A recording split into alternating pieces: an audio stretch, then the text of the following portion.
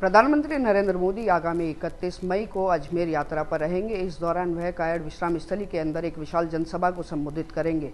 जनसभा की तैयारियों को लेकर जो भाजपा के प्रदेश अध्यक्ष हैं सीपी जोशी जी, वो अजमेर पहुंच चुके हैं। सर, किस तरह का कार्यक्रम है?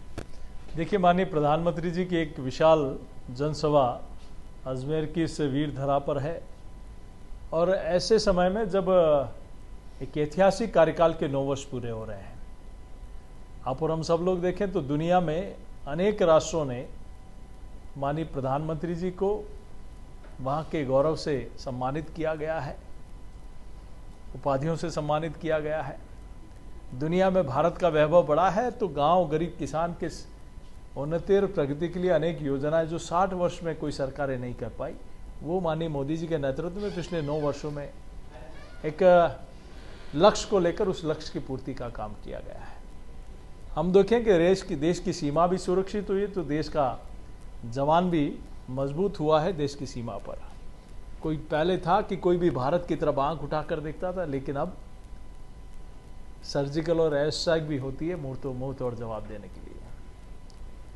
आज़ादी का अमृत महोत्सव पूरे देश आज़ादी के अपने 75वां वर्ष मना रहा है और इस संकल्प के साथ कि आज़ादी के जो 100 वर्ष भारत पूरा करे जब दुनिया का सर्वोच्च राष्ट्र बने, और इस संकल्पना के साथ कोई भी सरकार आती है, एक छोटा सा एक प्रोग्राम, एक प्लान बनाती है कि हम लोग ये करेंगे, लेकिन आने वाले कई वर्षों का प्लान बनाकर उस दिशा में चल पड़े हैं।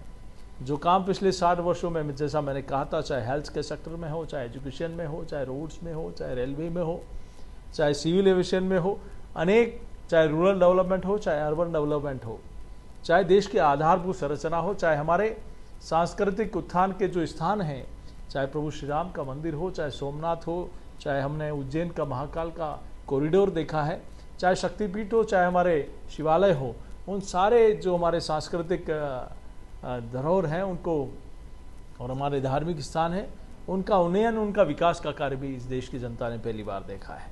तो माननीय प्रधानमंत्री जी यहाँ आ रहे हैं तो राजस्थान की जनता उनके स्वागत के लिए बहुत उत्साहित है और निश्चित रूप से राजस्थान के लिए एक ऐतिहासिक पल है।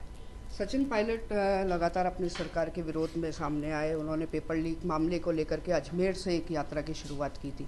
31 मई को उनकी यात्रा का भी अंतिम दिन है। देखिए, मैं सोचता हूँ कि राजस्थान में कुछ तो उनकी पार्टी में भी, हालांकि वो उनका परिवार है, मुझे कुछ बोलना नहीं चाहिए, लेकिन प्रदेश के इतिहास में पहली भ्रष्ट सरकार हो जिसने भ्रष्टाचार के सारे रिकॉर्ड तोड़ दिए।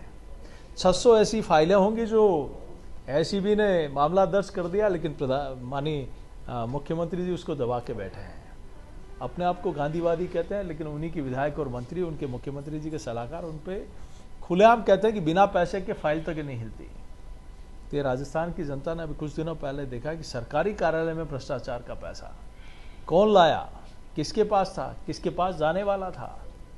सीबीआई या ईडी के माध्यम से इसकी जांच होगी तो दूध का दूध और पानी का पानी हो जाएगा। ये निश्चित है कि सरकार ने, जिन्हीं के विधायक और मंत्री कहने लगे कि हम किस मुंह से जनता के बीच में जाएंगे, जिन वादों की बुनियाद पर हम जीत के आए हैं, कैसे हम चुनाव आ गया 4 महीने बाद कैसे जनता को मुंह दिखाएंगे। तो ये डर निश्चित रूप से है। और कांग्रेस पार्टी अपने परिवार में ही, हम तो विपक्ष के नाते जनता की आवाज़ को बुलंद करने का काम करते ही हैं, लेकिन कहीं न कहीं उनके परिवार में भी डर है, कांग्रेस पार्टी में भी डर है कि हम 4.5 वर्षों में सिर्फ किस्सा कुर्सी का, इसके अलावा कुछ नहीं हुआ। कोई कुर्सी बचाने में लगा रहा तो कोई कुर्सी पाने में लगा रहा। सीधा सवाल कि 31 मई को सचिन पायलट का अल्टीमेटम समाप्त हो रहा है, प्रदेश की जो कांग्रेस सरकार है उसको, क्या सचिन पायलट की भाजपा में आने की भी कोई अटकलें हैं?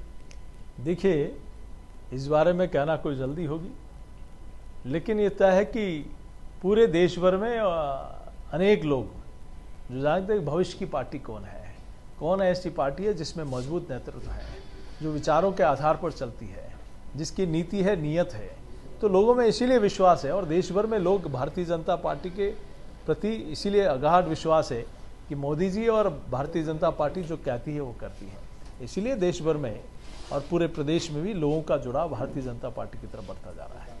इस जनसभा के अंदर कितने लोकसभा क्षेत्रों के और विधानसभा क्षेत्रों के लोग मौजूद हैं? देखिए, लगभग 40 विधानसभाओं को हमने इसमें समाहित किया है। लगभग 7 लोकसभा 8 लोकसभा इसमें के क्षेत्र जो जिस परिधि के अंदर नज़दीक में आते हैं, उन सभी क्षेत्र से लोग यहाँ आएंगे और माननीय प्रधानमंत्री जी की जनसभा में सहभागी होंगे। तो ये थे भाजपा प्रदेश अध्यक्ष सीपी जोशी जी, जिनका साफ तौर पर कहना है कि प्रधानमंत्री नरेंद्र मोदी की यात्रा को सफल बनाया जाएगा। कैमरामैन राजवीर के साथ चंद्रशेखर शर्मा, अजमेर।